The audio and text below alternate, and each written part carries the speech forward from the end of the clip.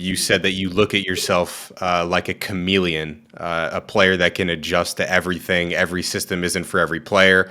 So it's just about how to adjust. I think that's the hard and the fun part. Jelani mentioned that you were always a good listener. And I think that's a good starting point because sometimes listening isn't easy. Like when Larry Brown, your second year in the league, tells you to not shoot the basketball.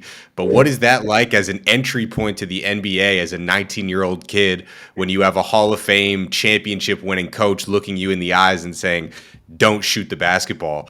Man, I was fire fucking hot. Because you got to think about it this way. Like, he calls me in his office.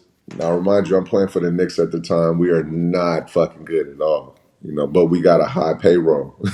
So, Highest in the league. yeah, he calls me into his office and we're having a conversation. He's asking me like questions about what I think I can do to help the team win or how can I like affect the game in a positive way.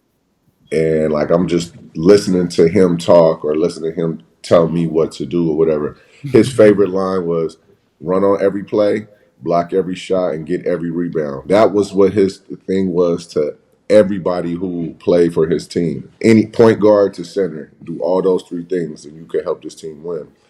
So he told me, he was like, man, you were raised wrong. You are fucking, you're selfish. You just, you're not doing the things that I need you to do here, son. And it took everything in me at 19 years old to not jump out of my chair and fucking attack this man. Everything is running through my mind right now. I just remember Sprewell went through some shit. He was out the league, and this is like my second year, right, in the NBA. And I'm like, okay, so I can't do that because I don't have enough like legs to stand on. This is a Hall of Fame coach. I just got to sit here and I got to listen to this motherfucker tell me that I'm not shit, basically. So after that meeting, I have a meeting with the GM who was Isaiah at the time.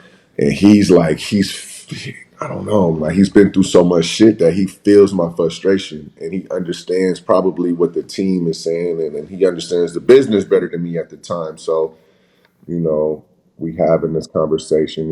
He's letting me know, I'm gonna give you an opportunity to play. Then I have teammates, veteran teammates who, understood my position because they've been in my position before, but they understand the layout and the law of the land and how the business works. And they just kept telling me, like, be patient, your time is going to come. Yeah. He's telling you these things. One player in particular, Stephon Marbury, is like, bro, listen, this is what I'm going to need you to do. You want to play? I'm going to need you to come here and play college style defense. You know what I mean? And like the difference between the NBA and the college. Like college, motherfuckers is on 10 every single time, the whole time. And in the NBA is more like, it's kind of like you go with the flow of the Until shit. you challenged. Yeah. And I'm just thinking to myself, bro, I'm going into the gym at 4 o'clock in the morning. I don't know how I can work on college style D. I'm gonna go shoot a couple of these jumpers. We'll get off the plane. We'll get off the plane at like 1:30, 2 o'clock, and it's freezing cold. This is when the dress code was in, so I got my suit on and all that. So Yeah. I'm hopping in my car, going to the practice facility at 2:30 in the morning with a suit on, putting on my practice gear, shooting for like hours. Then I'll go home and like maybe let's say it's like 4 o'clock. Hop on my video game playing Call of Duty, then back to practice right after right after I'm done. So it was like I was putting in the work, but again, like when you were a younger player, Larry Brown really wasn't like a younger player type coach. It just clashed. LB was tricky. I had an LB run in during the draft. For him to tell you that you was raised the wrong way is some ignorant ass shit. Yeah. You know what I mean? But the crazy part about all that though, like I got traded to the Lakers and then he was the coach of the Charlotte Bobcats, and we played a preseason game in San Diego, and he came up to me. He was like, "Son, I was wrong about you. I'm apologizing to you." So that shit, it was like Like I ain't no that. bullshit. Ain't gonna lie to you. Later on in life, I had another situation with Larry Brown. Same kind of shit. I was coaching with Memphis.